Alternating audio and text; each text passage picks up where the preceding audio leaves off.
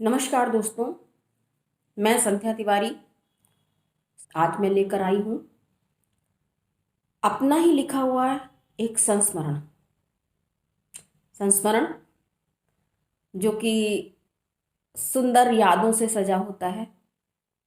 और मुझे आशा है आपको बहुत अच्छा लगेगा, गुदगुदाएगा भी और हंसाएगा भी। तो आज मेरा लिखा हुआ संस्मरण आप सुने। पतंग वाला पेड़। गए समय के सरकते सरसराते छोर के खूंट को उंगली में लपेट जब मन मुस्कुराता है तो वर्तमान खुद ब खुद अधरों को मुस्कान से भर देता है।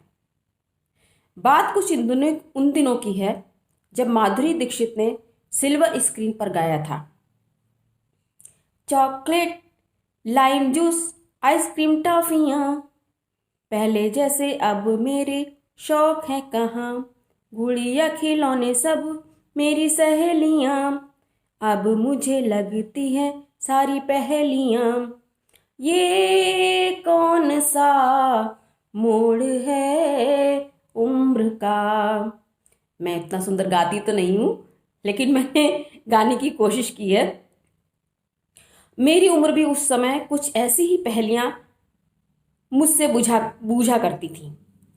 अपनी मस्ती की तरंग में झूमती, डूबती, उतराती, कभी शैतान, कभी चंचल, कभी भावुक, कभी भीरू। कौन से भाव के आवेश में कब आवेशित हो जाऊं, कहना जरा मुश्किल है। मैं और मेरे घर की सामने वाले खाली पड़े खंडहर की भग्न दीवार की संद से निकला एक पीपल जो बड़ी शान से अपने पांव धरती पर टिकाए, उन्नत सिर आकाश को चूमता, जीवन की आभा से दिप दिप करता, अपनी ही उमंग में तिरता, मुझे मुझ सरीखा लगता था। मैं उसे अपनी छत पर खड़ी खड़ी घंटों निहारती और बहुत समय तक उसके मोह पाश से मुक्त नहीं हो पाती। उसकी अदम्य जिजीविषा, उसका मुक्त मुखर हास, उसका गर्व से तना आकाश चुंबित मस्तक, सब कुछ मुझे उसकी ओर खींचता था। लेकिन इससे अलग एक और बात थी। तब इससे अलग एक और बात थी जब अधिकतर वनस्पति समुदाय पूस माह की शीत लहर के बाद पत्र पुष्प विहीन हो जाता, तब अपनी बसंती सुनहरी पीली आभा लिए आता है बसंत। प्रकृति में हजारों रंग खिल जाते हैं और खिलखिल जाता है मनुष्य का रोम रोम। प्रकृति नटी ने अनेक रंग पहने हों तो आकाश भला एक रंग का क्यों दिखे। ऐसे में हल्के आसमानी आसमान को हम भारतीय रंग बिरंगी पतंगों से सजा देते हैं। फिर वे रंग बिरंगी पतंगें कटकर या टूटकर पेड़ों की फुनगियों में लटक कर उन्हें भी रंग बिरंगा सजा देती है। और फिर वह पत्र विहीन पीपल वाला पेड़ पतंग वाला पेड़ बन जाता है। मधुमास में रंग बिरंगी पतंगे पहने पतंग वाला पेड़। बसंत में मेरे पापा, भाई, अड़ोसी पड़ोसी, यहां तक कि छोटे छोटे बच्चे सभी खूब पतंग उड़ाते। समाज की वर्जनाओं के चलते मैं केवल आंखों से उन्हें ईर्ष्या भरे ताकती रहती। कभी कहती तो मेरी बात अनसुनी कर दी जाती और ज्यादा क्रोध आ गया तो झिड़की भी खा जाती। ऐसी ही वर्जनाओं वाले दिनों में मेरी शादी हो गई। ईश्वर की कृपा ही कही जाएगी कि पतिदेव भी फन्ने-खा पतंगबाज थे। नई नई शादी हुई थी हमारी। उस समय की बहुएं आंगन में भी धीरे धीरे रुन्न झुन्न करके चला करती थी। तो छत पर और अटारी पर जाने की बात तो दूर की कौड़ी ही ठहरी। उत्तर भारत में फागुन की बसंत पंचमी सरस्वती पूजन से अधिक पतंग उड़ाने के लिए जानी जाती। एक तो रंगीला फागुन, ऊपर से बसंत पंचमी और तिस पर से रविवार, यानी कि सोने पर सुहागा। पतंग तो उड़ना ही उड़ना था।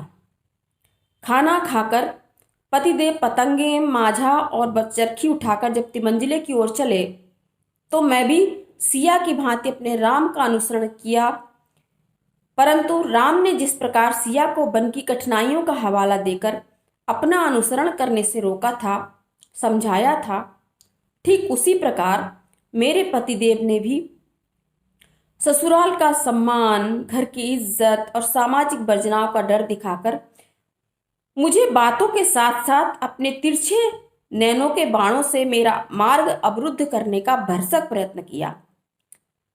लेकिन मेरा शैतान, भावुक, चंचल मन का घोड़ा पतंगे देख सारी रस्सियां तुड़ाकर भाग खड़ा हुआ। वह मुझे केवल भाषा से ही नहीं अपितु पूरी देह से नकार रहे थे। लेकिन मैं थी कि ढीठ की नाई उनके पीछे पीछे चलती तिमंजिल पर पहुंच गई। इस बार उन्होंने मुझे स्पष्ट आदेश दिया, जाओ नीचे कुछ काम धाम करो, अम्मा जी अकेली हैं। मैंने भी डरते डरते ही सही परंतु प्रत्युत्तर में कहा, आज रविवार है ना, थोड़ा काम देर से कर लूंगी, वैसे भी अम्मा जी खाना खाकर सो गई हैं। मेरी बात सुनकर वह कुछ बोले तो नहीं, पर मेरी ओर देखा भी नहीं। उनके प्रतिवाद न करने से मेरा हौसला बढ़ा और मैंने मन ही मन उन्हें अपनी बात कहने की ठानी।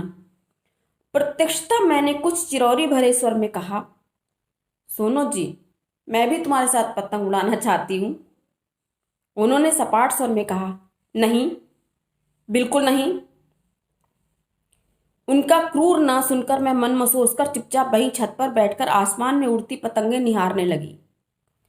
मैं कभी कन्ने बांधते, कभी चरखी में माझा और सद्दी लपेटते और मैं अबोली, अबला, असहाय केवल उन्हें पपी आई से ताक भर रही थी। देखते देखते उन्होंने एक चांद तारा हवा में लहराई। वो मदमस्त छरहरी काया मिनटों में आसमान से बातें करने लगी और तभी पतंगों के रणांगन में मेरे वीर बहादुर योद्धापति ने बड़ी कुशलता से पेच लड़ाते हुए दूसरे पतंगबाज की पतंग धराशायी कर दी। मैं अपने परिवेश को भूलकर जोर से चिल्लाई, बुक्काटा बुक्काटा।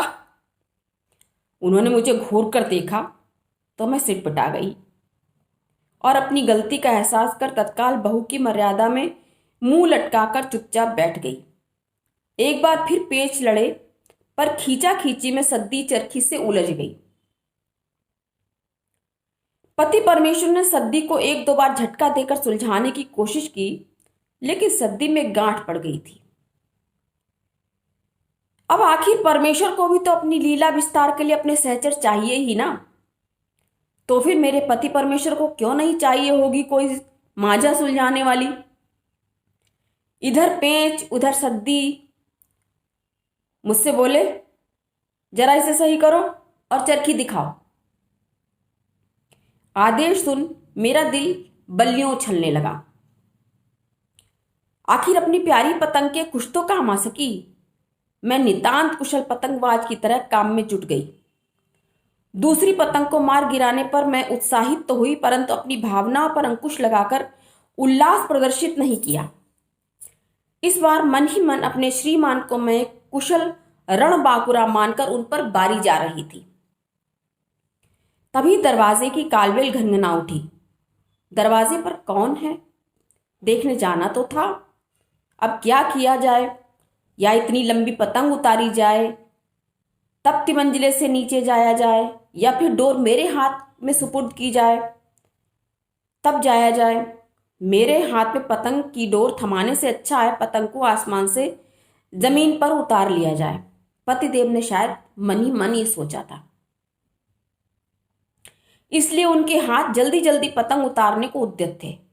पर मैं बिल्कुल नहीं चाहती थी कि इतनी लंबी पतंग कुछ मिनटों के काम के लिए उतारी जाए। मैंने डरते डरते कहा, 1 मिनट के काम के लिए क्यों इतनी लंबी पतंग उतारते हो जी?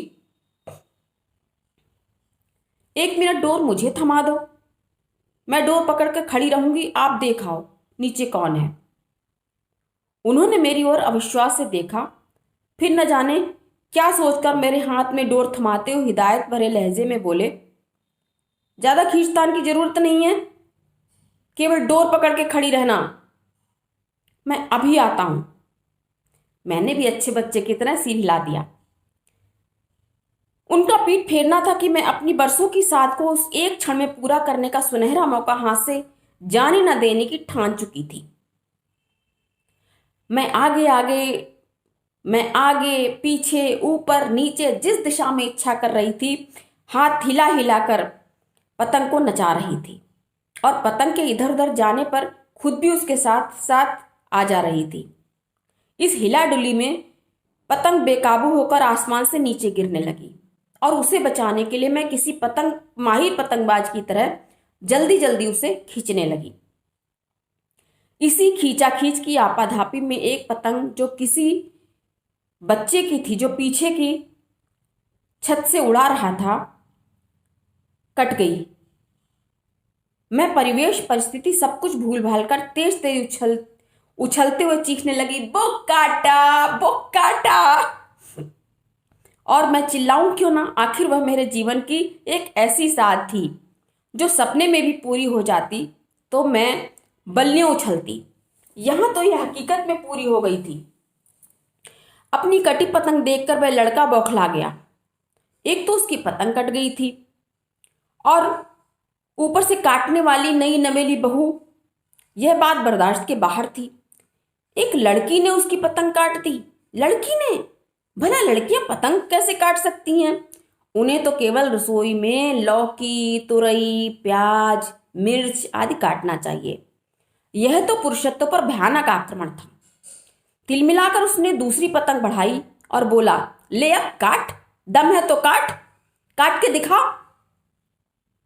उसकी ललकार और सीढ़ियों से आते हुए पतिदेव के कदमों की आहट सुनकर मैं इतना घबरा गई कि हाथ से पतंग उतारना भूल जल्दी जल्दी अपने स्थान पर खड़ी खड़ी घूमने लगी। सद्दी और माझा मेरे शरीर के इर्द गिर्द लिपट गया। माझे से बंधी पतंग मेरे कंधे पर झूल रही थी और दूसरी पतंग दोनों हाथ में लेकर मैं नीचे भागने को बिल्कुल तैयार थी। तभी पतिदेव ने मेरे बिल्कुल सामने आकर खड़े होकर कहा, अच्छा तो ये बात है। पीछे से वह लड़का पतंग काटने को ललकार रहा था और सामने से पतिदेव मुस्कुरा रहे थे और मैं रणछोड़ की मुद्रा में भागने को बिल्कुल तैयार थी। श्रीमान जी को स्थिति समझने में देर नहीं लगी। वह मुझे और मेरी स्थिति देखकर मुस्कुरा रहे थे। उनकी मुस्कुराहट ने मुझे अभयदान दिया और उस एक क्षण के अंतराल में मुझे लगने लगा मैं जीवन ऊर्जा से भरपूर दिप दिप करती, धरती में जड़े जमाए, आकाश चूमती पतंगों वाला पेड़ हो गई। पतंगों वाला पेड़। तो ये था आज का मेरा संस्मरण, पतंगों वाला पेड़। अगर आपको मेरी ये रचना, ये संस्मरण अच्छा लगा हो और मेरे कहने का अंदाज आपको अच्छा लगा हो तो मेरे चैनल को लाइक करें, सब्सक्राइब करें, शेयर करें, कमेंट करें। आपकी आभारी रहूंगी। बहुत बहुत धन्यवाद।